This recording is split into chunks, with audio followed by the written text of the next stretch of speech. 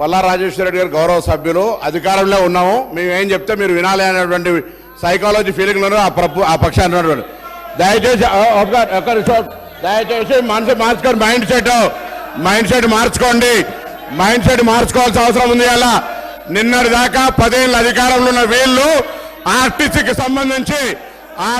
సంబంధించి తెలంగాణ ఉద్యమం కోసం నై చలేగా బస్ కప్పయ్యా నై చలేగా అని ఉద్యమం చేసిన వాళ్ళ గురించి పట్టించుకోని వీళ్ళు 60 రోజులు సమ్మె చేస్తే ఆత్మహత్యలు చేసుకుంటే పట్టించుకోని వీళ్ళు ఇలా ఆర్టీసీ గురించి మాట్లాడుతున్నారు. అధ్యక్ష, ఇలా తెలంగాణ ప్రభుత్వం అధికారంలో కాంగ్రెస్ పార్టీ వచ్చిన తర్వాత ఇప్పటి వరకు 15 కోట్ల మంది పైగా మహిళా అక్క చెల్లెళ్లకు ఉచితంగా బస్ సౌకర్యం ఇచ్చినామని మనం చేస్తున్నాం.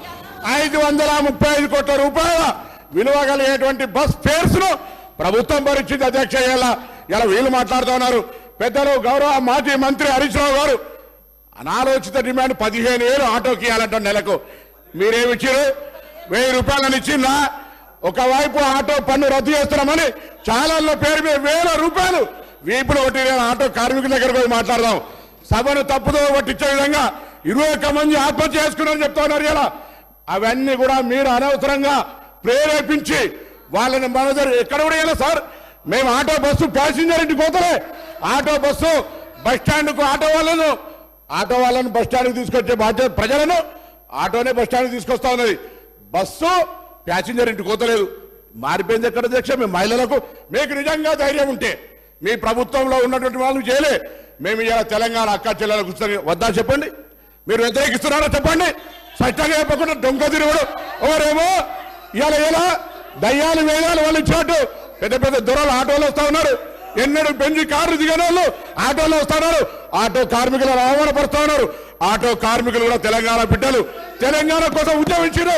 అహంకార ఫ్యూడల్స్ ఆటోలు వస్తా ఉన్నారు. ఏం ఫ్యూడలిజం ఇది? ఆటో జీవనోపాధిగా నడుపుకుంటే ఈ ఫ్యూడల్స్ ఆటోలు వచ్చి ఆటో కార్మికులు అవమానపరుస్తారా? ఈ ఫ్యూడల్స్ ఆటో కార్మికులు అవమానపరుస్తారు. అధ్యక్ష, ఇది మంచిది కాదు. దయచేసి చెప్తా ఉన్నా. ఇలా తాపక గారు కూడా ఆర్టీసీకి సంబంధించి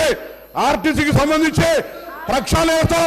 అధ్యక్ష, తమ బంధువుడు అని చెప్పుకొని ఎగ్జిక్యూటివ్ రిటైర్డ్ డైరెక్టర్ ను 4 సంవత్సరాలు ఎండి పెట్టి అధ్యక్ష, ఎగ్జిక్యూటివ్ డైరెక్టర్ రిటైర్మెంట్ అయిన 4 సంవత్సరాలు ఎండి ఆటో 60 రోజులు సమ్మె చేస్తే పట్టించుకునే వాళ్ళు వీళ్ళు మా గురించి మాట్లాడేది.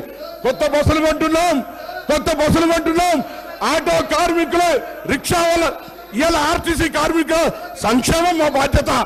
ఆర్టీసీ కార్మికులకు 2013లో ఉన్న బాండ్స్ ఇలా మా ప్రభుత్వం ఆలోచన చేస్తుంది. అధ్యక్ష, అందుకే దయచేసి సభను తప్పుదో పట్టించే విధంగా ఆటో కార్మికులు రెచ్చగొట్టే విధంగా మాట్లాడే మాటలు అలో చేయదని గౌరవ సభ దృష్టి కోరుతా ఉన్నాను.